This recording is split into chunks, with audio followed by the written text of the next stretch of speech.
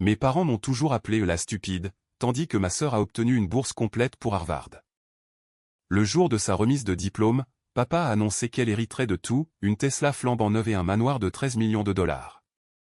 J'étais assise en silence au dernier rang, jusqu'à ce qu'un étranger entre, me tende une enveloppe scellée et me murmure « Il est temps qu'ils apprennent qui vous êtes vraiment. » Je m'appelle Dully Whitford. J'ai 28 ans.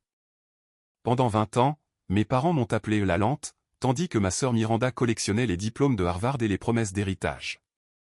Ils se moquaient de ma dyslexie au dîner, m'excluaient des décisions familiales et me payaient une fraction de ce qu'ils lui donnaient.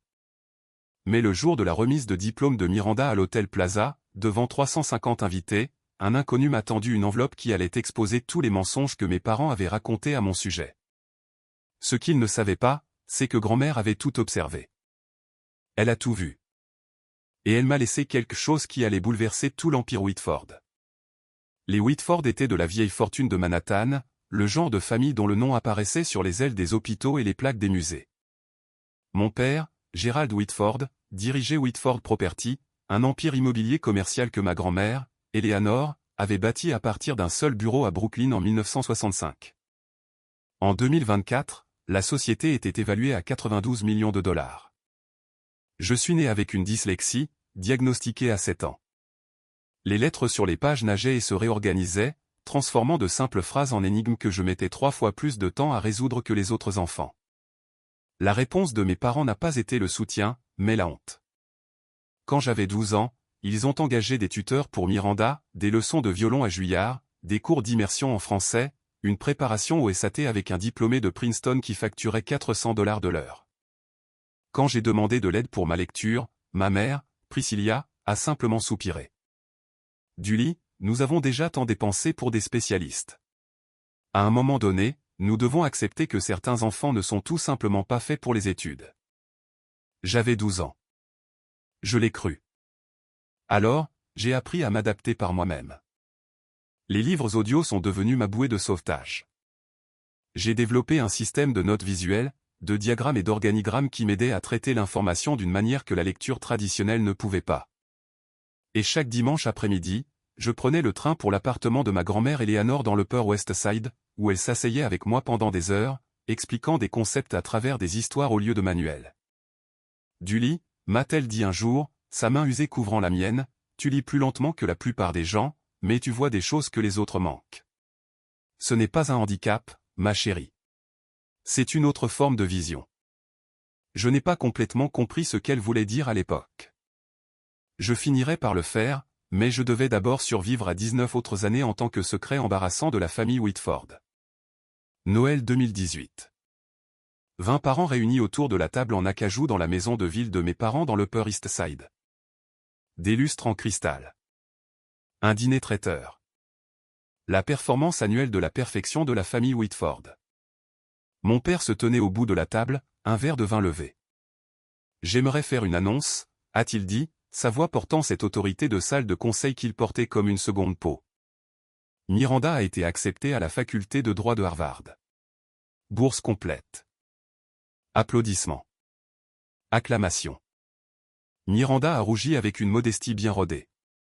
Ma fille aînée, a poursuivi Gerald, rayonnant, sera la première Whitford à fréquenter Harvard en 3 générations.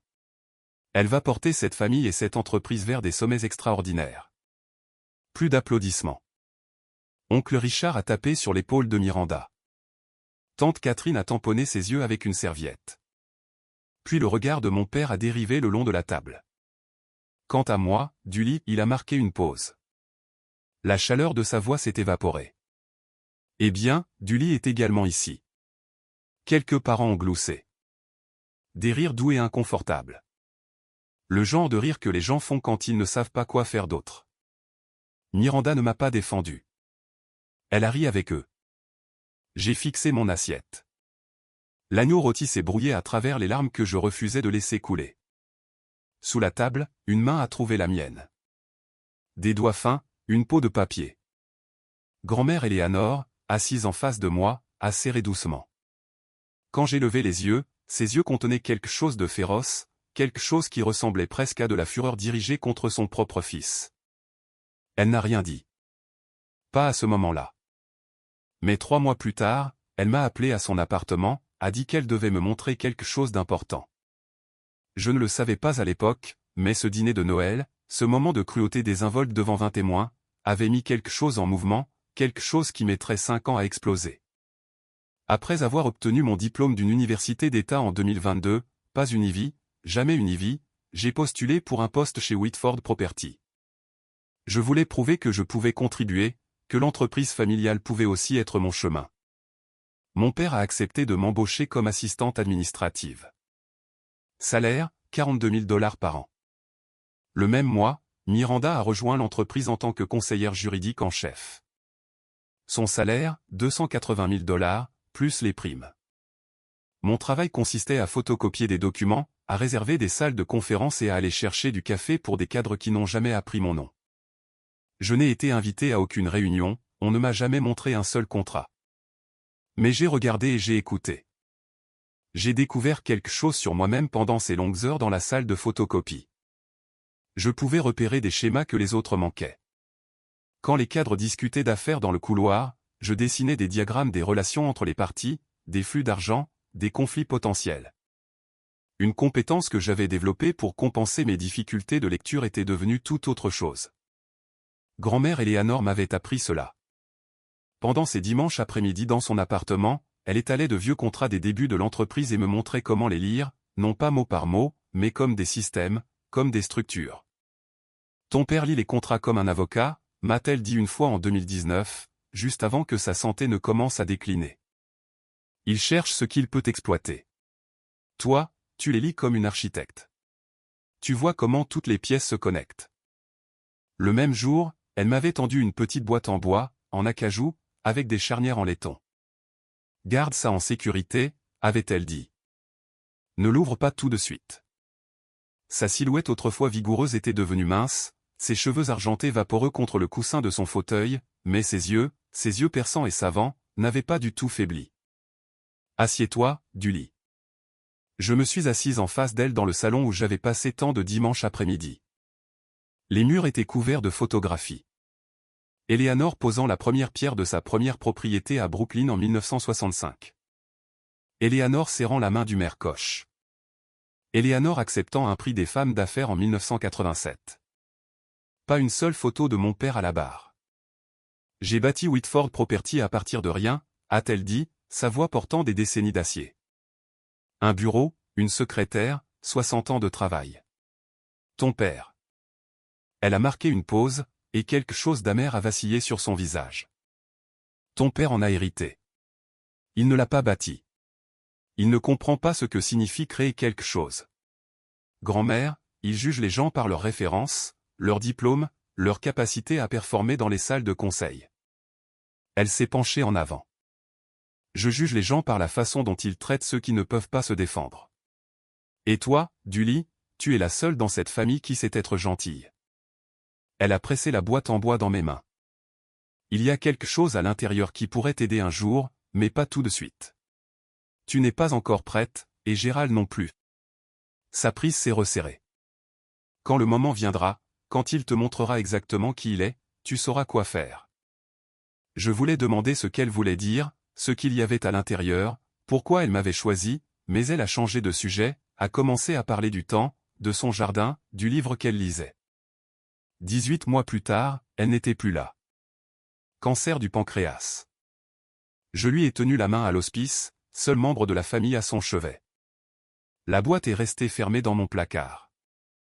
Avril 2024. Le courriel est arrivé un mardi après-midi. Objet, restructuration de poste, confidentiel. Chère mademoiselle Whitford, dans le cadre de notre optimisation organisationnelle continue, votre poste actuel sera supprimé, à compter du 1er juillet 2024. Les RH vous contacteront concernant les options d'indemnité de départ. Je l'ai lu 3 fois. Les lettres ont nagé, se sont réorganisées, sont revenues au même message dévastateur. Il me renvoyait. Ce soir-là, je suis resté tard, organisant des dossiers que personne ne regarderait jamais. À travers le mur mince séparant mon cubicule du bureau d'angle de mon père, j'ai entendu des voix. Gérald et Priscilla. On ne peut pas la voir ici quand Miranda prendra la relève, disait mon père. Ça fait mauvais genre, la sœur du PDG travaillant comme secrétaire. Les gens poseront des questions. Quel genre de questions? Pourquoi elle n'est pas à la direction? Pourquoi nous ne l'avons pas promue? Une pause. Pourquoi elle est comme elle est? La réponse de ma mère est venue douce, presque gentille. Nous avons fait tout ce que nous pouvions pour elle, Gérald. Certains enfants n'ont tout simplement pas ce qu'il faut. Exactement. Alors, elle doit partir. Nous lui donnerons une généreuse indemnité de départ. Elle pourra trouver autre chose, quelque chose de plus adapté à ses capacités. J'ai pressé ma paume contre le mur. 42 000 $ par an. Mon studio dans le Queens, partagé avec 2 colocataires, coûtait 1 800 $ par mois.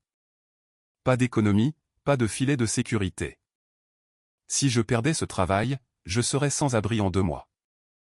Mais ce n'était pas l'argent qui me serrait la poitrine. C'était la prise de conscience qui s'installait dans mes os comme du gel. Si je les laissais faire ça, si j'acceptais leur version de qui j'étais, je passerais le reste de ma vie comme l'échec de la famille. Non pas parce que j'avais réellement échoué, mais parce qu'on ne m'avait jamais donné la chance de réussir. La fête de remise de diplôme de Miranda était demain. Je me demandais quelles autres annonces mon père avait prévues. 15 mai 2024. L'Hôtel Plaza, grande salle de bal. 350 invités remplissaient la salle dorée. Partenaires commerciaux, investisseurs, avocats de cabinets prestigieux, membres de la famille élargie que je reconnaissais à peine. Des lustres en cristal projetaient une lumière prismatique sur les nappes en soie. Un orchestre de 12 musiciens jouait du gershwin dans un coin. C'était le royaume de Gerald Whitford, sa scène, l'endroit où il jouait son rôle de patriarche, de magnate, d'homme qui avait tout. Je me tenais à l'entrée, tirant sur l'ourlet de ma robe. Noir, simple, 79 $ de chez Zara, le plus que je pouvais me permettre avec mon salaire. Tous les autres scintillaient dans des robes de créateurs et des smokings sur mesure. Ma mère m'a intercepté avant que je puisse trouver une place. Du lit. Le regard de Priscilla a voyagé de mon maquillage de pharmacie à mes talons éraflés, ses lèvres pincées en une ligne fine. Tu n'as pas pu trouver quelque chose de plus joli? C'est ce que j'ai. Eh bien, elle a ajusté son bracelet Cartier, tu seras à la table 27, près de l'entrée de service. Essaie de ne pas attirer l'attention sur toi. Bien sûr. Et du lit, elle s'est penchée plus près, son Chanel numéro 5 envahissant, ce soir est la soirée de Miranda. Quoi que tu ressentes, quelle que soit la rancœur à laquelle tu penses avoir droit, garde-la pour toi. Ne nous embarrasse pas. Elle est partie avant que je puisse répondre. La table 27 était au fond de la salle de bal, partiellement cachée derrière un pilier. Mes compagnons de table étaient des cousins éloignés que j'avais rencontrés peut-être 2 fois. De ma place, je pouvais voir la scène principale, le portrait massif de Miranda dans sa toge de Harvard, la bannière indiquant « Félicitations, Miranda Whitford, promotion de droit de Harvard 2024 ». Et près de l'entrée, debout seul près de la porte, un homme aux cheveux argentés dans un costume gris. Il ne se mêlait pas aux autres, ne mangeait pas, il observait simplement. Ses yeux ont trouvé les miens à travers la pièce bondée. Quelque chose de froid a picoté le long de ma colonne vertébrale. À 20h30, l'orchestre s'est arrêté. Les lumières ont baissé. Un projecteur a illuminé la scène où se tenait mon père, une flûte de champagne levée. Mesdames et messieurs, merci de vous joindre à nous ce soir pour célébrer une jeune femme extraordinaire. Les applaudissements ont commencé avant qu'il ait fini sa phrase. Miranda a obtenu son diplôme dans les 5% supérieurs de sa promotion de droit à Harvard. Elle a effectué un stage auprès du juge Reynolds. Et le mois dernier, elle a été promue associée chez Sullivan & Cromwell en un temps record. La voix de Gérald s'est gonflée de fierté. Mais ce soir, je ne célèbre pas seulement ses réalisations. J'annonce son avenir. Miranda la rejoint sur scène, radieuse dans une robe Valentino émeraude. À compter d'aujourd'hui, Miranda Whitford héritera de l'intégralité de ma succession à mon décès. Cela inclut notre résidence familiale au 740 Park Avenue, actuellement évaluée à 13 millions de $, une Tesla Model S Plaid, et plus important encore, il a marqué une pause pour les faits. Le poste de PDG de Whitford Property lorsque je prendrai ma retraite. La salle a éclaté. Standing ovation, flash d'appareil photo. Miranda a tamponné ses yeux avec une grâce performative. 350 personnes célébraient. Et aucune d'entre elles n'a jeté un regard vers la table 27. La cousine à côté de moi, une femme que j'avais rencontrée à un enterrement il y a 8 ans, s'est penchée. Dully, c'est bien ça? Alors, qu'est-ce que ça signifie pour toi? J'ai ouvert la bouche, les refermé. Que pouvais-je dire? Que je venais d'être formellement effacé de ma propre famille. Que la lettre de licenciement dans ma boîte de réception n'était que le début? Que toutes les craintes que j'avais jamais eues d'être sans valeur venaient d'être confirmées devant tout ce qui comptait? Les applaudissements se sont calmés. Miranda a serré notre père dans ses bras. De près, j'ai pu voir qu'il était plus âgé que je ne le pensais. Début de la soixantaine, avec des yeux profonds et la posture soignée de quelqu'un qui a passé sa vie dans les salles d'audience. Mademoiselle Whitford. C'est moi. Je me suis redressé sur ma chaise. Puis-je vous aider? Mon nom est Jonathan Ellis. Il a sorti une carte de visite de la poche de sa poitrine. Couleur crème, en relief, Morrison & Blake, avocat à la cour. J'étais l'avocat de votre grand-mère. Ma grand-mère. Les mots ont frappé comme un coup de poing. Eleanor est décédée il y a 3 ans. J'en suis conscient. Il ne s'est pas assis. Ne s'est pas adouci. Elle vous a laissé quelque chose, avec des instructions très précises sur le moment de le livrer. De l'intérieur de sa veste, il a sorti une enveloppe crème, papier épais, scellée à la cire rouge portant le sceau d'un notaire. Qu'est-ce que c'est? Son testament. Le vrai. Sa voix a baissé. Celui que votre père ne connaît pas. J'ai fixé l'enveloppe. Le sceau du notaire indiquait Morrison & Blake, 12 septembre 2019. 5 mois après ce dimanche après-midi dans son appartement. 5 mois après qu'elle m'ait tendu la boîte en bois. Je ne comprends pas. Votre grand-mère m'a donné des instructions explicites. Je devais livrer ce document le jour où votre père vous déshériterait publiquement. Ellis a jeté un coup d'œil vers la scène où Gérald et Miranda se prélassaient encore sous les applaudissements. Je crois que cela vient de se produire. Mes mains tremblaient en prenant l'enveloppe. Monsieur Ellis, qu'y a-t-il là-dedans? Pour la première fois, quelque chose qui ressemblait presque à de la chaleur a vacillé dans ses yeux. Madame Eleanor m'a dit de vous dire, donnez ceci à Dully le jour où Gérald lui montrera exactement qui il est. D'ici là, elle sera prête. Il a redressé sa cravate. Je serai disponible lorsque vous aurez des questions. Vous avez ma carte. Puis il s'est retourné et s'est éloigné, disparaissant dans la foule.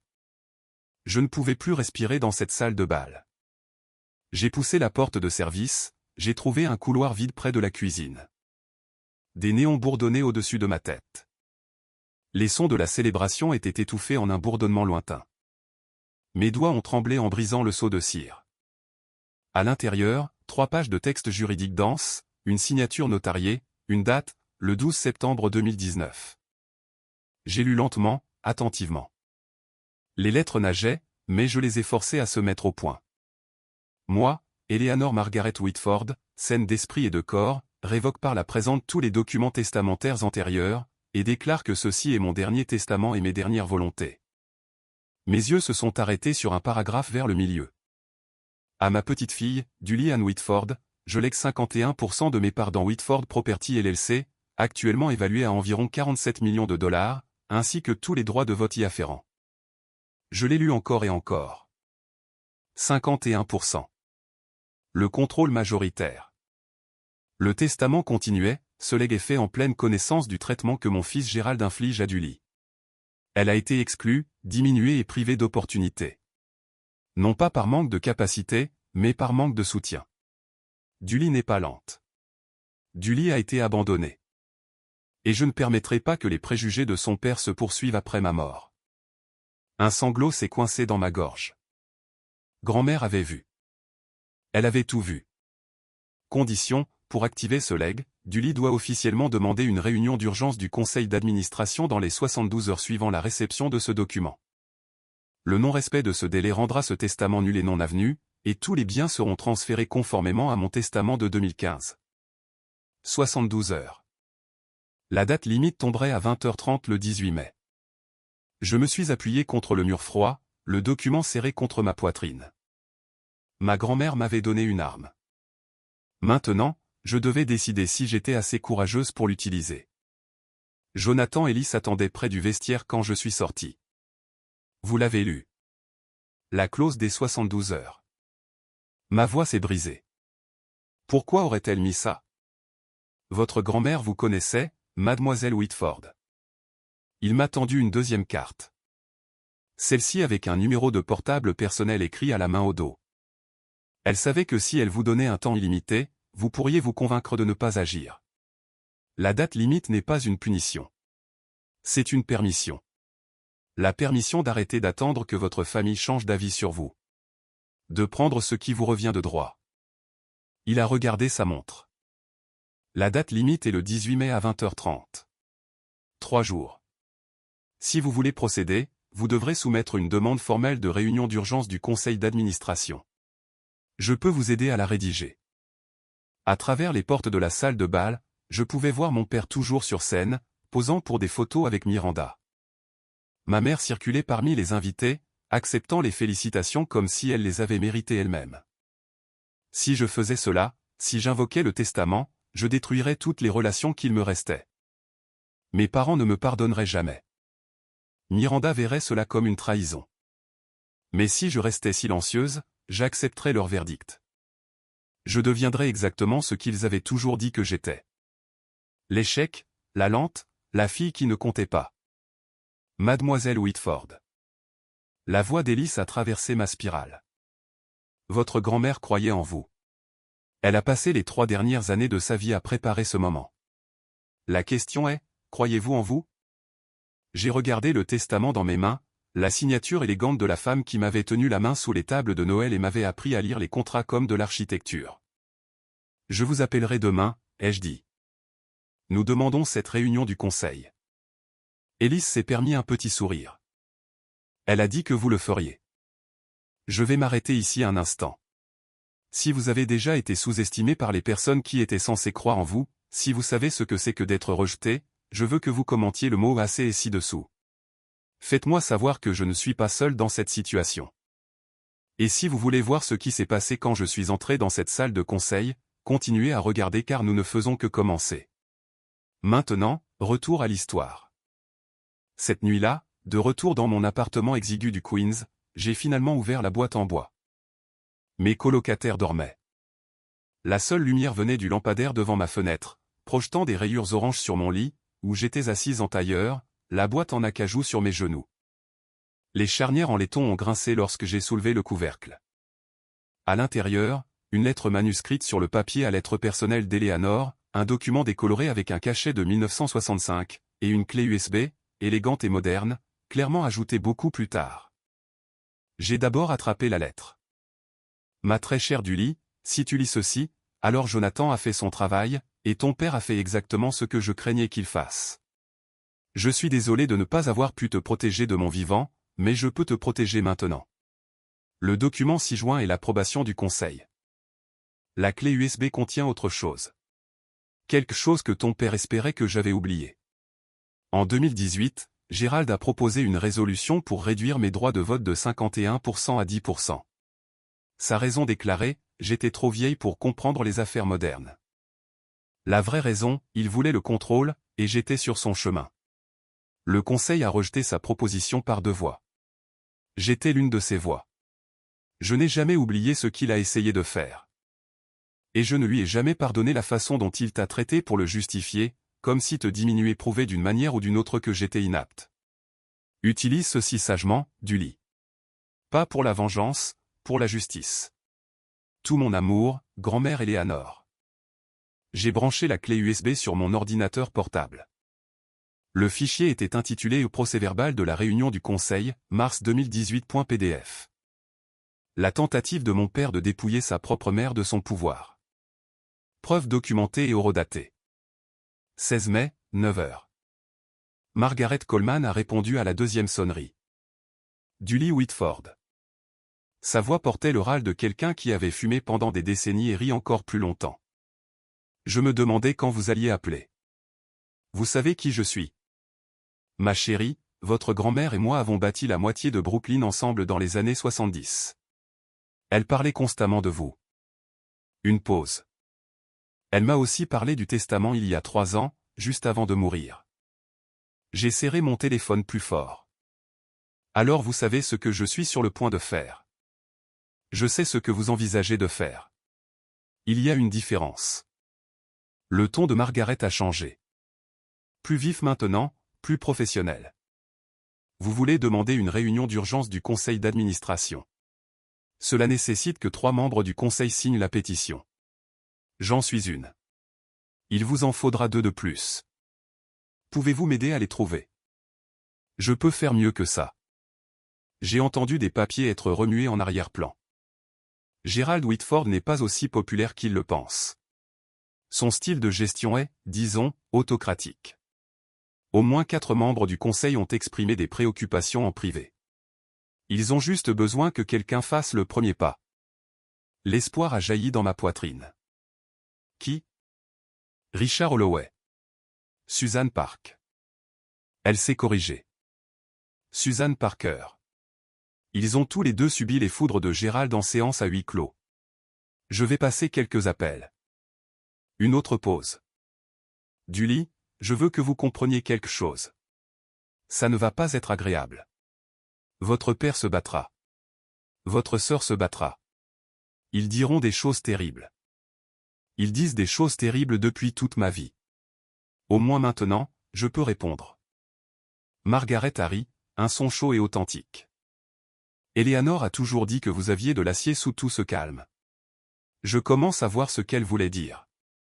Elle s'est éclaircie la gorge. J'aurai la pétition prête pour ce soir. Demande de réunion du conseil, 18 mai, 10h20, Whitford Tower, 42e étage.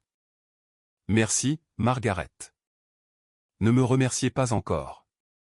Remerciez-moi quand vous serez assise dans cette salle de conseil. 17 mai. Gerald a appris pour la réunion du conseil à 16h. Je le sais parce que Miranda m'a appelé 45 minutes plus tard, la voix tendue par une fureur contenue. Qu'est-ce que tu as fait? J'étais assise dans mon cubicule chez Whitford Property, faisant semblant d'organiser des dossiers. Je ne sais pas de quoi tu parles.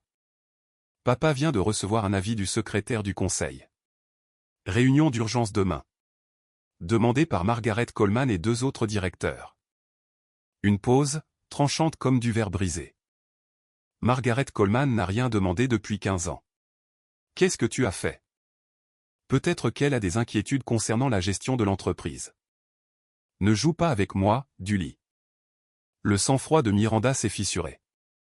Si tu essaies de nous embarrasser, d'essayer de faire une scène.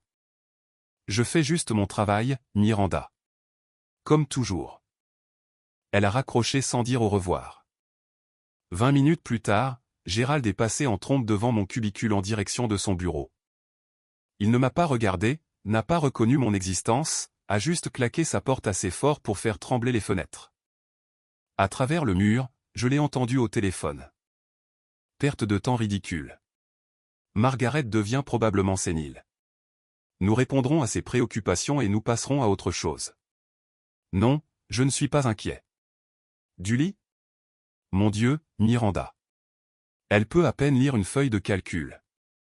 Elle n'est une menace pour personne. J'ai souri. Pour la première fois en 28 ans, être sous-estimé me semblait un avantage. Cette nuit-là, dans mon appartement, je me suis préparé. J'ai imprimé 3 copies du testament, téléchargé le procès-verbal du conseil de 2018 sur mon téléphone en guise de sauvegarde, et rédigé une brève déclaration, pas une accusation, juste une présentation des faits. Jonathan Ellis a confirmé qu'il serait présent en tant qu'avocat authentificateur. Margaret a envoyé un SMS à 23h. Pétition déposée. À demain. Votre grand-mère serait fière. J'ai à peine dormi. Mais pour une fois, ce n'était pas l'anxiété qui me tenait éveillé. C'était l'anticipation. 18 mai 2024. 9h45. Whitford Tower. L'ascenseur s'est ouvert au 42e étage. Fenêtre du sol au plafond. Marbre italien. Le genre d'opulence d'entreprise conçue pour intimider. Je suis sorti dans un blazer gris emprunté, celui de ma colocataire, de taille trop grand, portant un portefeuille en cuir que j'avais acheté chez Goodwill pour $12. L'agent de sécurité à la porte de la salle de conseil a levé la main. Non. Julie Whitford. Il a vérifié sa tablette, a froncé les sourcils. Vous n'êtes pas sur la liste des participants autorisés. Je suis une employée de Whitford Property, et j'ai affaire au conseil. Madame, c'est une réunion restreinte. Je ne peux pas vous laisser. Y a-t-il un problème? La voix de Miranda derrière moi. Je me suis retourné. Elle était impeccable. Tailleur pantalon bleu marine, foulard Hermès, l'uniforme de quelqu'un qui a sa place dans les salles de conseil. Julie? Son sourire n'atteignait pas ses yeux. Qu'est-ce que tu fais ici? J'ai des informations à présenter au conseil. Des informations? Miranda a ri. Un son sec et performatif. À propos de quoi? Tu travailles à la salle de photocopie. La nature de ma présentation est confidentielle. Tu ne sais même pas ce que signifie roi. Retour sur investissement. Ce n'est pas si compliqué. Le sourire de Miranda a vacillé. Avant qu'elle puisse répondre, notre père est apparu au bout du couloir, flanqué de 2 cadres supérieurs. Qu'est-ce qui se passe ici? Julie veut assister à la réunion du conseil, a dit Miranda. J'expliquais juste que ce n'est pas possible. Gérald m'a regardé comme il le faisait toujours, comme si j'étais une tâche qu'il n'arrivait pas à enlever. Julie, retourne à ton bureau. Cela ne te concerne pas. En fait, une voix a appelé de l'intérieur de la salle de conseil, ça la concerne. Margaret Coleman est apparue à l'embrasure de la porte. 72 ans, cheveux argentés, debout avec l'autorité tranquille de quelqu'un qui construisait des empires quand Gérald était encore en couche. Je l'ai invitée. Elle a qualité pour s'adresser au conseil. Margaret a souri. Laissez-la entrer. La mâchoire de Gérald s'est crispée. Pendant un instant, j'ai cru qu'il pourrait physiquement bloquer la porte, mais Margaret Coleman était membre du conseil depuis 32 ans. Son autorité dans cette pièce dépassait la sienne. Très bien. La voix de mon père était glaciale. Laissez-la parler. Nous verrons combien de temps il faudra avant qu'elle ne se ridiculise. La salle de conseil était plus petite que je ne l'avais imaginé. Une table ovale en noyer poli. 12 membres du conseil, plus mon père et Miranda, qui ne l'étaient pas encore, mais positionnée comme héritière présomptive. On m'a dirigé vers une chaise à l'extrémité, la table des enfants de la gouvernance d'entreprise. Dans un coin, Jonathan Ellis était assis avec sa mallette. Il a croisé mon regard, a hoché la tête une fois. Robert Hartley, le président du conseil, un homme distingué d'une 60aine d'années qui connaissait ma grand-mère depuis des décennies, a ouvert la séance. Cette session d'urgence a été demandée par Margaret Coleman, Richard Holloway et Susan Parker. Margaret, vous avez la parole. Margaret s'est levée. Merci, Robert. Je serai brève. Elle a fait un geste vers moi. La question que je souhaite aborder concerne un document qui a récemment été mis au jour, un document qui affecte la structure de propriété de cette société. Je cède mon temps de parole à mademoiselle Julie Whitford. Tous les yeux se sont tournés vers moi. Miranda a souri avec mépris. Gérald s'est penché en arrière dans son fauteuil avec un ennui théâtral. Je me suis levé. Mes mains étaient plus stables que je ne l'avais prévu. Merci, Madame Coleman. Et merci au conseil de m'avoir permis de m'exprimer. J'ai ouvert mon portefeuille. Ce que je vais vous présenter peut en surprendre certains. Je vous demande seulement d'écouter les preuves avant de tirer des conclusions. Gérald a soupiré de manière audible. Je l'ai ignoré. Avant que je puisse continuer, mon père a levé la main. Je suis désolé, Robert, mais avant de faire perdre un temps précieux au conseil, Gérald s'est levé, boutonnant sa veste avec une lenteur délibérée, je dois fournir un certain contexte. Gérald a commencé Margaret. Julie est ma fille. Sa voix portait cette chaleur condescendante qu'il utilisait pour les clients difficiles. Et je l'aime, mais elle n'est pas qualifiée pour s'adresser à ce conseil sur quelque question commerciale que ce soit. Elle travaille dans un rôle administratif. Elle n'a aucune formation juridique, aucune expérience financière, aucune expérience stratégique. Miranda est intervenue, son ton dégoulinant de fausse sympathie. Julie a également une dyslexie. Elle a des difficultés à lire. Nous avons essayé de la soutenir, mais elle a haussé les épaules avec élégance. Certaines limitations ne peuvent être surmontées avec le seul effort. Quelques membres du conseil ont bougé, mal à l'aise. Ce que nous voyons ici, a poursuivi Gérald, c'est une jeune femme en difficulté qui fait une crise, peut-être à cause de l'annonce à la fête de remise de diplôme de Miranda. La jalousie fraternelle est. Monsieur Whitford. La voix de Robert Hartley a tranché comme un marteau de juge. Vous aurez l'occasion de répondre, mais mademoiselle Whitford a demandé ce temps, et elle a le droit de l'utiliser. Gérald s'est assis. Son expression promettait des conséquences. Miranda a croisé mon regard et a articulé silencieusement, « Tu te ridiculises. » Je les ai regardés tous les deux, mon père, ma sœur, et j'ai senti quelque chose changer en moi. Pas de la colère, quelque chose de plus froid, de plus clair. Ils n'essayaient pas de me protéger. Ils n'essayaient même pas de protéger l'entreprise. Ils essayaient de protéger leur version de l'histoire, la version où je n'étais rien. Merci, monsieur Hartley.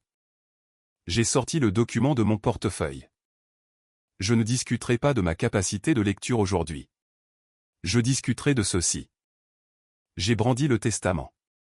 Le silence s'est fait dans la pièce. Ceci est le dernier testament et les dernières volontés d'Eleanor Margaret Whitford, fondatrice de cette société.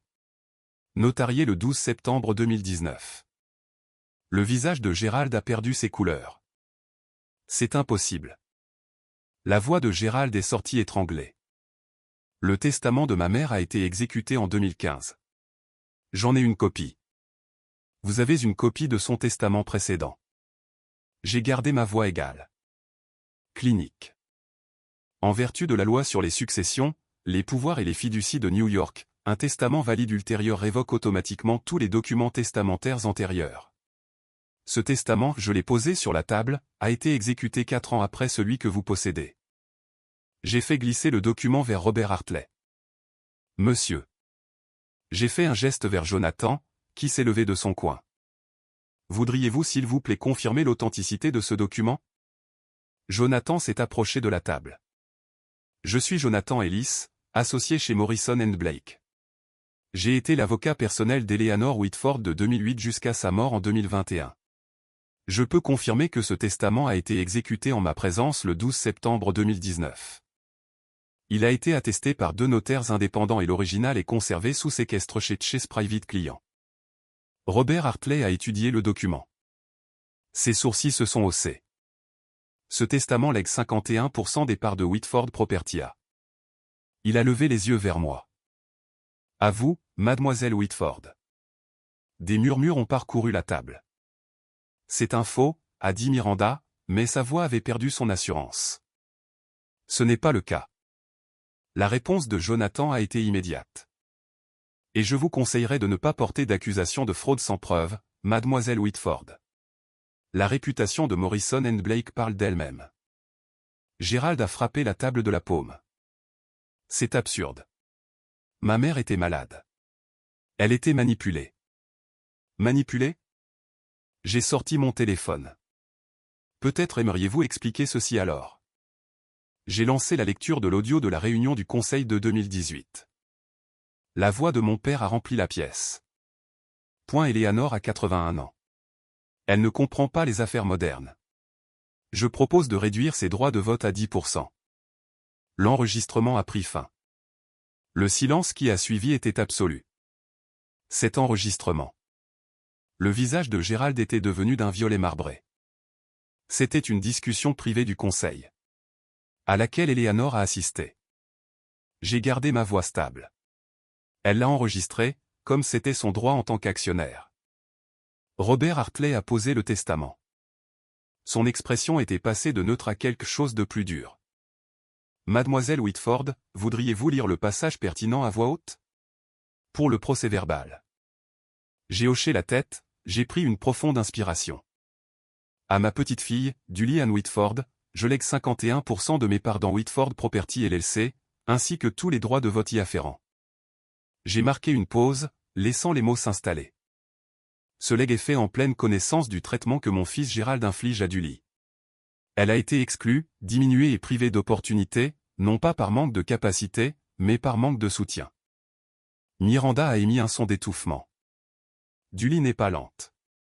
Dully a été abandonnée, et je ne permettrai pas que les préjugés de son père se poursuivent après ma mort. J'ai regardé directement mon père. Gérald a confondu les références avec le caractère, les diplômes avec la valeur. Il a essayé de me priver de mes droits de vote parce que j'ai vu clair en lui. Il a marginalisé Dully parce qu'elle lui rappelait le genre de personne qu'il refuse d'être. Gérald n'a rien dit. Ses mains, j'ai remarqué, tremblaient. Le testament conclut, j'ai bâti cette entreprise à partir de rien. Je choisis qui la portera. Je choisis Dully. Robert Hartley a enlevé ses lunettes de lecture. Jonathan, pouvez-vous confirmer que ce document est juridiquement contraignant? Je le peux. Le testament de 2015 est annulé.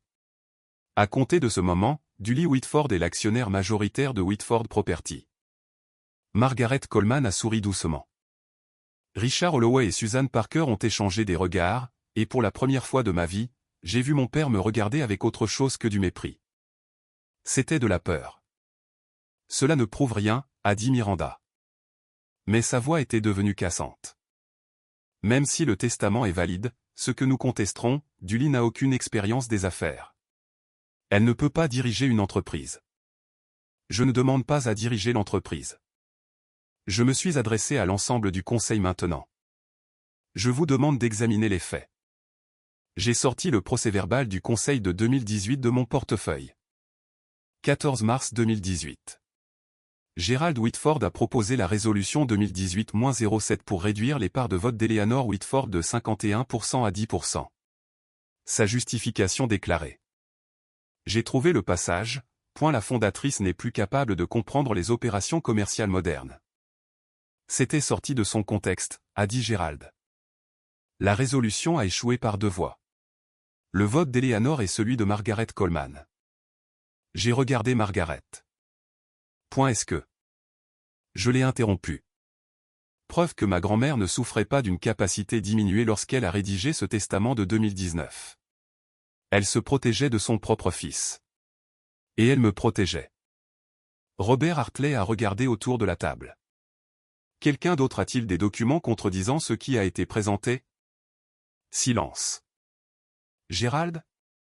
La mâchoire de mon père s'est contractée. Aucun mot n'est sorti. Miranda? Ma sœur fixait la table. Son sang-froid parfait s'était complètement fissuré. Richard Holloway a pris la parole pour la première fois. Robert, je pense que nous devons faire une pause et demander à notre conseiller juridique d'examiner ces documents. D'accord. Hartley a regardé sa montre. Nous nous retrouverons dans 15 minutes. Jonathan, veuillez rester disponible. Les membres du conseil se sont levés. Des conversations ont éclaté à voix basse. Gérald n'a pas bougé. Il était assis, figé, fixant le portrait de sa mère sur le mur. Je me suis demandé s'il pouvait la sentir l'observer. 15 minutes se sont transformées en 45. Le conseiller juridique du conseil, un homme mince nommé Patterson, que je n'avais jamais rencontré, a passé tout le temps au téléphone avec Morrison & Blake, Chase Private Client et le bureau des archives des tribunaux de l'État de New York. Je me suis assise seule au bout de la table. Jonathan Ellis m'a apporté un verre d'eau. Margaret Coleman m'a tapoté l'épaule en passant. Gérald et Miranda se sont blottis dans un coin, leur discussion chuchotée devenant de plus en plus animée. Finalement, Patterson est retourné à la table et a chuchoté à l'oreille de Robert Hartley. L'expression de Hartley a vacillé. Surprise, puis résignation. Veuillez prendre vos sièges. Les membres du conseil ont regagné leurs chaises. La tension dans la pièce s'était cristallisée en quelque chose de fragile. Notre conseiller juridique a confirmé ce qui suit, a lu Hartley sur ses notes. Le testament présenté par Mademoiselle Whitford est valide en vertu de la loi de l'État de New York. Il annule tous les documents testamentaires antérieurs. À compter d'aujourd'hui, Dully Ann Whitford détient 51% des parts de Whitford Property. Quelqu'un a brusquement inspiré. De plus, a poursuivi Hartley, en tant qu'actionnaire majoritaire, Mademoiselle Whitford a le droit de proposer des motions au conseil, y compris sur des questions relatives à la direction exécutive. Il m'a regardé. Mademoiselle Whitford, avez-vous des motions que vous souhaitez présenter? Je me suis levé. Mon cœur battait à tout rompre, mais ma voix est restée ferme. J'ai une motion. Gérald s'est levé de son siège. Robert, c'est. Asseyez-vous, Gérald. La voix de Hartley portait un acier inattendu. Mademoiselle Whitford a la parole. Gérald s'est assis. Son visage était devenu gris. J'ai regardé autour de la table 12 personnes qui, jusqu'à il y a une heure, ne m'avaient jamais considéré capable de quoi que ce soit. Maintenant, elles attendaient ma décision. Le pouvoir de détruire la carrière de mon père était entre mes mains. J'ai pensé à ce que ma grand-mère aurait voulu. Et j'ai fait mon choix. Je ne propose pas de révoquer Gérald Whitford de son poste de PDG. La tension dans la pièce a changé. La tête de Miranda s'est relevée d'un coup. Même Margaret avait l'air surprise. Ce que je propose, ai-je continué, c'est un vote de confiance. Le Conseil décidera si Gérald Whitford conserve sa confiance en tant que PDG de Whitford Property. Si la majorité vote contre la confiance, il démissionne. Si la majorité vote la confiance, je n'interviendrai pas dans la direction opérationnelle pendant mon mandat d'actionnaire majoritaire.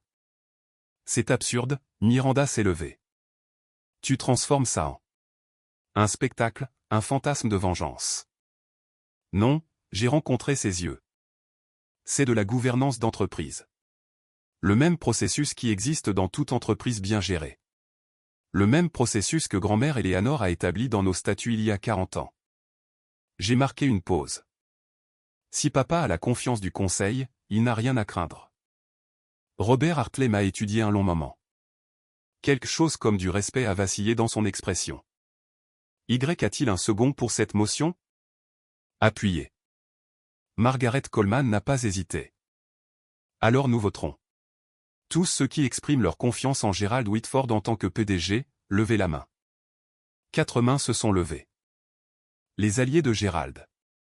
Des gens qui devaient leur siège au conseil à ses recommandations. Tous ceux qui expriment un vote de défiance. 7 mains se sont levées. Robert Hartley a compté 2 fois.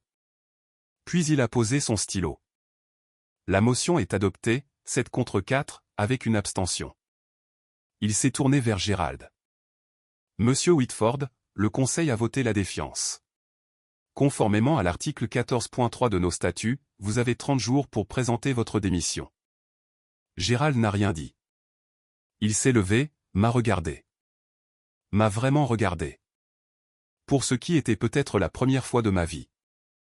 Je m'attendais à de la rage, de la haine, des menaces. Ce que j'ai vu était pire. La reconnaissance. La compréhension qu'il m'avait si complètement sous-estimé, qu'il avait tout perdu. Il est sorti sans un mot. Je sais ce que certains d'entre vous pensent en ce moment. Pourquoi ne l'a-t-elle pas simplement renvoyé?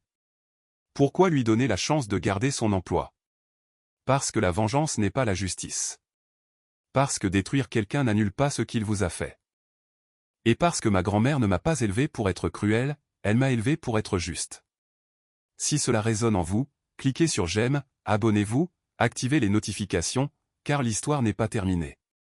Loin de là. Maintenant, revenons à ce qui s'est passé après que cette salle de conseil se soit vidée. Gérald m'a rattrapé dans le couloir privé à l'extérieur de la salle de conseil. Priscilla était avec lui. Quelqu'un avait dû l'appeler pendant la pause. Son visage était strié de larmes, le mascara coulant sur ses joues. Toi. La voix de Gérald était à peine contrôlée. Toi, ingrate, intrigante. Gérald. Priscilla a posé une main sur son bras. Pas ici. Pas ici? Elle vient de détruire notre famille devant 12 personnes. Je suis resté ferme. Je n'ai rien détruit. J'ai dit la vérité. La vérité? Gérald a ri amèrement. Ta grand-mère a été manipulée. Cet avocat, Ellis, il a dû. Grand-mère Eleanor a écrit ce testament 5 mois après que tu aies essayé de la priver de son pouvoir parce qu'elle a vu exactement qui tu es. Ma voix n'a pas vacillé. Tu n'as pas perdu parce que je t'ai trahi. Tu as perdu parce que tu l'as trahi. Priscilla s'est avancée. Julie, ma chérie, tu dois comprendre. Nous essayons de te protéger. Tu as toujours eu des difficultés. Nous ne voulions pas te mettre la pression. Vous ne m'avez pas protégé. Vous m'avez effacé. 28 ans de silence se sont cristallisés en mots. Chaque dîner de Noël, chaque photo de famille, chaque conversation où vous parliez des réussites de Miranda et où j'étais une pensée secondaire. Je ne suis pas un problème à gérer. Je suis votre fille. Nous t'avons toujours aimé, a murmuré Priscilla. Vous ne m'avez simplement jamais vu. J'ai secoué la tête, ma voix calme mais ferme. Je ne vais pas discuter d'amour dans un couloir. C'est fini. La vie où vous décidez de ma valeur est terminée. J'ai fini d'essayer de gagner une place à une table qui n'a jamais été mise pour moi. J'ai fini d'être votre secret embarrassant. À partir de maintenant, je construis ma propre famille. J'ai fini de prouver. Les documents parlent d'eux-mêmes. Gérald m'a attrapé le bras. Ce n'est pas fini. Nous contesterons ce testament. Nous allons. Je me suis dégagé. Vous perdrez. Et vous le savez. Parce que grand-mère Éléanore a prévu toutes les éventualités, y compris celle-ci. Je me suis dirigé vers l'ascenseur. Derrière moi, j'ai entendu la voix de ma mère. Dully, attends. Je n'ai pas attendu. Pour la première fois de ma vie, je n'avais pas besoin de leur permission pour partir. Les portes de l'ascenseur se sont refermées sur les visages de mes parents. Je me suis appuyé contre le mur en acier brossé, me permettant enfin de respirer. L'adrénaline qui m'avait porté pendant les 2 heures précédentes a commencé à refluer, laissant quelque chose d'inattendu dans son sillage. Pas le triomphe, pas la satisfaction. Le deuil. Je venais de couper 28 ans d'espoir que les choses changent, de croire que si j'étais assez patiente, assez calme, assez bonne, mes parents finiraient par me voir, m'aimer comme ils aimaient Miranda. Cet espoir était mort maintenant. Je l'avais tué moi-même. L'ascenseur a descendu 42 étages. Au moment où il a atteint le hall, j'avais essuyé mes yeux et redressé mon blazer emprunté. Jonathan Ellis attendait près du bureau de la sécurité. C'était, il a cherché le mot, remarquable. C'était nécessaire. Votre grand-mère serait d'accord. Il s'est mis à marcher à côté de moi alors que je me dirigeais vers la sortie. Que se passe-t-il maintenant? Maintenant, je rentre chez moi, je dors, j'essaie de comprendre à quoi ressemble ma vie sans la famille que je pensais avoir. Et l'entreprise. Je ne veux pas être PDG. Je ne l'ai jamais voulu. Nous nous sommes arrêtés aux portes tournantes. Je veux juste que l'entreprise que ma grand-mère a bâtie soit dirigée par des gens qui s'en soucient vraiment, pas par des gens qui la voient comme leur héritage personnel. Ellis a hoché la tête lentement. Le conseil voudra vous rencontrer, discuter des plans de transition, de votre rôle à l'avenir. Je sais, mais pas aujourd'hui. J'ai poussé la porte, senti le soleil de Manhattan frapper mon visage. Aujourd'hui, j'ai juste besoin d'être Dully Whitford. Pas une actionnaire, pas une victime, pas un symbole. Juste Dully. Et demain? A-t-il demandé doucement. J'ai regardé en arrière la Whitford Tower, 42 étages de verre et d'acier portant le nom de ma famille. Demain, je commence à construire quelque chose de nouveau. 19 mai 2024. Gérald Whitford a signé sa lettre de démission à 16 heures. Je n'étais pas là. Je l'ai appris par un courriel de Robert Hartley. Mademoiselle Whitford, votre père a présenté sa démission, effective le 15 juin 2024. Le conseil m'a nommé PDG par intérim pendant que nous menons une recherche pour une direction permanente. De plus, le conseil a voté pour vous offrir un poste officiel, conseillère stratégique auprès du conseil. Ce rôle vous permettrait de participer aux décisions majeures pendant que vous déterminez votre relation à long terme avec l'entreprise. Veuillez me faire part de vos réflexions. Cordialement, Robert Hartley. J'ai lu le courriel 3 fois. Habitude. Puis je l'ai transféré à Jonathan Ellis pour examen. Sa réponse est arrivée en moins d'1 heure. Offre équitable. Pas de conditions cachées. Félicitations, Dully. Ce soir-là, un courriel a été envoyé à toute l'équipe de Whitford Property. À compter du 15 juin, Gérald Whitford quittera ses fonctions de PDG. Robert Hartley assurera l'intérim en tant que PDG. De plus, le conseil accueille Dully Whitford en tant que conseillère stratégique en sa qualité d'actionnaire majoritaire. Nous remercions Gérald pour ses années de service et lui souhaitons bonne chance dans ses projets futurs. Mon téléphone a vibré de messages. Des collègues avec qui j'avais travaillé pendant 2 ans, des gens qui n'avaient jamais appris mon nom, voulaient soudainement prendre un café, renouer le contact, prendre des nouvelles. J'ai ignoré la plupart d'entre eux. Mais un message s'est démarqué, de Patricia Moral, une assistante de direction qui avait commencé dans l'entreprise en 1987, qui avait travaillé directement avec ma grand-mère. Julie, Eleanor parlait constamment de vous. Elle disait que vous voyiez des choses que les autres manquaient. Je n'ai jamais compris ce qu'elle voulait dire jusqu'à aujourd'hui. Bienvenue dans la salle de conseil. Elle serait si fière. J'ai gardé ce message. Une certaine validation ne vient pas de la famille. Parfois, c'est mieux. Une semaine plus tard, l'histoire est devenue publique. New York Business Journal, bouleversement chez Whitford Property, la petite fille de la fondatrice prend le contrôle après la découverte d'un testament secret. L'article ne me nommait pas directement. Les lois sur la confidentialité des entreprises l'empêchaient. Mais n'importe qui dans les cercles immobiliers de Manhattan savait exactement de qui il s'agissait. Dans un retournement de situation spectaculaire, l'héritier présomptif de l'empire Whitford Property a été évincé par un membre de la famille jusqu'alors inconnu. Des sources proches du conseil ont décrit la transition comme attendue depuis longtemps et citent des préoccupations concernant le style de gestion de l'ancien PDG. Gérald et Priscilla ont annulé leur apparition au gala du Metropolitan Museum. Raison de santé, selon leur publiciste. 3 partenaires d'investissement ont demandé des réunions avec moi personnellement. Pas avec mon père, pas avec le conseil, mais avec moi. 2 d'entre eux, après une conversation d'1 heure chacun, ont confirmé qu'ils poursuivraient leur relation avec Whitford Property. Nous avions des inquiétudes concernant la direction de Gérald depuis des années, a admis l'un d'eux. Votre grand-mère a construit quelque chose de spécial. C'est bien de voir sa vision protégée. Les retombées sociales se sont propagées. Les amis de mes parents se sont soudain souvenus d'engagements antérieurs.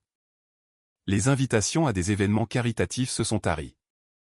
Le nom Whitford, qui avait autrefois ouvert toutes les portes de l'Upper East Side, portait désormais un astérisque. Je n'ai pas célébré leur humiliation, mais je ne l'ai pas pleuré non plus. Margaret Coleman m'a appelé un samedi matin. Comment tenez-vous le coup? Je ne sais pas encore. Demandez-moi dans 6 mois. C'est juste. Une pause. Eleanor aurait géré ça exactement de la même manière, vous savez. Le vote de confiance au lieu du licenciement, lui donnant une chance qu'il ne méritait pas. Elle a ri doucement. Elle disait toujours que la miséricorde était le coup de pouvoir ultime. J'ai longtemps réfléchi à cela après que nous ayons raccroché. La miséricorde n'était pas de la faiblesse. La miséricorde était un choix. Et pour la première fois, le choix avait été le mien. 8 juin 2024. 3 semaines après la réunion du conseil, mon téléphone a sonné à 14 heures. Du lit. La voix de ma mère semblait plus petite que je ne l'avais jamais entendue. Pouvons-nous parler? Juste nous deux. J'ai accepté de la rencontrer dans un café de Midtown. Territoire neutre. Aucune chance que Gérald apparaisse avec des avocats. Priscilla était déjà là quand je suis arrivé. Elle avait l'air plus âgée, en quelque sorte. Le maquillage soigné ne pouvait cacher l'épuisement en dessous. Merci d'être venu. Elle a enroulé ses mains autour d'une tasse qu'elle n'avait pas touchée. Je sais que je ne le mérite pas. Que veux-tu, maman? M'excuser. Le mot est sorti, craquelé. Pour tout. Pour la façon dont nous t'avons traité. Pour les choses que nous avons dites. Pour les choses que nous n'avons pas dites. Est-ce que tu t'excuses parce que tu es désolé, ou parce que tout a changé? Elle a tressailli. La question est restée en suspens entre nous comme de la fumée. Les deux, a-t-elle finalement admis? J'ai honte de le dire, mais les deux. J'ai été une lâche. J'ai suivi ton père parce que c'était plus facile que de le combattre. Je me suis convaincu qu'il avait raison, que tu étais difficile. J'avais tort. Si profondément, horriblement tort. Tu as laissé papa me traiter de nul devant la famille, devant les partenaires commerciaux. Tu ne m'as jamais défendu, pas une seule fois. Je sais. Une larme a glissé sur sa joue. Je sais. Et je ne pourrai jamais l'effacer. Mais Julie, je ne veux pas te perdre complètement. Je ne sais pas si c'est encore possible, mais je devais essayer. J'ai regardé cette femme qui avait été ma mère pendant 28 ans, qui m'avait tressé les cheveux quand j'étais enfant et oublié mon anniversaire quand j'étais adulte. Je ne peux pas prétendre que les 20 dernières années ne se sont pas produites, ai-je dit lentement. Mais je suis prête à essayer de construire quelque chose de nouveau, quelque chose d'honnête. Elle a hoché la tête, incapable de parler. Ce n'était pas le pardon, mais c'était un début. Août 2024. 2 mois plus tard, Miranda a appelé alors que je me promenais dans Central Park. J'ai failli ne pas répondre. Julie, je sais que je n'ai aucun droit de demander, mais pouvons-nous nous rencontrer? Il y a quelque chose que je dois te dire. Nous nous sommes assis sur un banc près de la fontaine de Bethesda. La chaleur d'eau pesait comme un poids. Miranda avait l'air différente. L'armure de perfection qu'elle avait portée toute sa vie s'était fissurée. Des cernes sous les yeux, les cheveux attachés en arrière négligemment. Je suis en thérapie, a-t-elle dit sans préambule. Depuis mai, 3 fois par semaine. C'est bien. C'est brutal, a-t-elle ri sans humour. Il s'avère qu'être l'enfant en or n'est pas vraiment un cadeau. C'est une autre sorte de cage. J'ai attendu. Papa s'attendait à ce que je sois parfaite. Chaque note, chaque réussite, chaque prix n'était jamais suffisant. C'était juste la base pour ce qui allait suivre. Elle a fixé la fontaine. Et la façon dont ils t'ont traité. Je me suis dit que c'était juste comme ça, que tu étais différente, que je te protégeais en ne les défiant pas. Tu ne me protégeais pas. Non, je me protégeais moi-même, parce que si je te défendais, je devenais aussi une cible. Elle m'a finalement regardé. Ce n'est pas une excuse. C'est juste la vérité. Que veux-tu de moi, Miranda? Rien. Je ne mérite rien. Sa voix s'est brisée. Je voulais juste que tu saches. Je te vois maintenant. Je te vois vraiment. Et je suis désolé de ne pas avoir regardé plus tôt. Nous nous sommes assises en silence. 2 sœurs qui avaient grandi dans la même maison comme des étrangères. Je ne peux pas revenir à ce qu'étaient les choses, ai-je dit finalement. Mais je ne suis pas non plus intéressé à rester ennemis. Peut-être que nous recommençons à zéro. Les yeux de Miranda se sont remplis de larmes. J'aimerais ça. Ce n'était pas la relation fraternelle que j'avais voulu enfant, mais peut-être que ça pourrait devenir quelque chose de réel. Novembre 2024, 6 mois après la réunion du conseil, j'ai emménagé dans mon propre appartement à Brooklyn Heights. Un 2 pièces, immeuble d'avant-guerre. Une vue sur le pont que ma grand-mère avait traversé pour se rendre à son premier bureau en 1965. Le loyer était plus élevé que tout ce que j'avais jamais payé, mais je pouvais me le permettre maintenant. Mon nouveau salaire en tant que directrice du développement durable chez Whitford Property, $185 000 par an, plus les dividendes de mes actions. Le titre était mon idée, une nouvelle division axée sur les pratiques de construction écologique, l'immobilier durable, les évaluations d'impact environnemental. Le genre d'innovation que ma grand-mère aurait défendu si elle avait vécu pour le voir. Gérald appelait 1 fois par mois maintenant. Des conversations courtes, polies. Il demandait la météo, des nouvelles de mon nouvel appartement, du travail. Nous faisions tous les deux semblant que le passé n'avait pas eu lieu. C'était plus facile comme ça. Priscilla et moi déjeunions toutes les 2 semaines. Lentement, maladroitement. Elle apprenait à me voir comme une personne au lieu d'un problème. Ce n'était pas la relation mère-fille dont j'avais rêvé, mais c'était honnête, ce qui était plus que ce que nous avions jamais eu. Miranda et moi prenions un café le week-end parfois. Nous apprenions à nous connaître, vraiment, pour la première fois. Elle m'a parlé de la pression qu'elle avait portée. Je lui ai parlé de la solitude. Aucune de nous ne prétendait que le passé était acceptable. Mais nous écrivions une nouvelle histoire. Sur le mur de mon appartement, j'avais accroché le portrait de ma grand-mère, le même qui avait veillé sur la salle de conseil pendant 40 ans. Parfois, lorsque la lumière du soir le frappait juste comme il faut, je pouvais presque la voir sourire. Tu l'as fait, grand-mère, pensais-je. Tu m'as donné les outils. Je devais juste être assez courageuse pour les utiliser. Il y a 6 mois, j'étais invisible. Maintenant, j'étais enfin, pleinement moi-même. En y repensant, je comprends maintenant quelque chose que je n'aurais pas pu comprendre à 27 ans. Ma grand-mère ne m'a pas laissé 51% de son entreprise parce que j'étais meilleur que Miranda. Elle me l'a laissé parce qu'elle savait que je ne laisserais pas le pouvoir me corrompre comme il avait corrompu mon père. La dyslexie n'est pas mon défaut.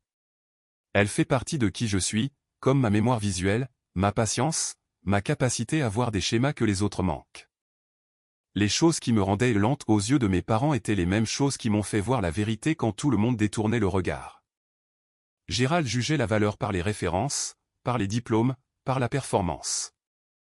Éléanore jugeait la valeur par le caractère, par la gentillesse, par la façon dont les gens traitaient ceux qui ne pouvaient pas se défendre.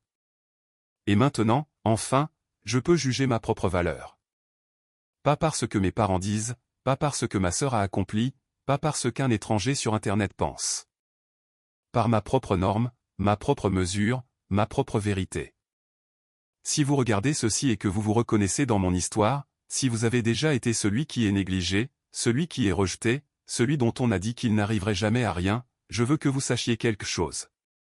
Vous n'avez pas besoin d'un héritage secret pour prouver votre valeur. Mais vous devez vous donner la permission d'arrêter de chercher l'approbation de personnes qui ne la donneront jamais. Les limites ne sont pas des murs, ce sont des portes. Elles vous permettent de décider qui a accès à votre vie et à quelles conditions. Ma famille m'a blessé pendant 28 ans, mais je n'ai pas eu besoin de les blesser en retour pour trouver la paix. J'avais juste besoin d'arrêter d'attendre qu'ils me voient et de commencer à me voir moi-même. C'est le véritable héritage que ma grand-mère m'a laissé. Et personne ne pourra jamais me l'enlever.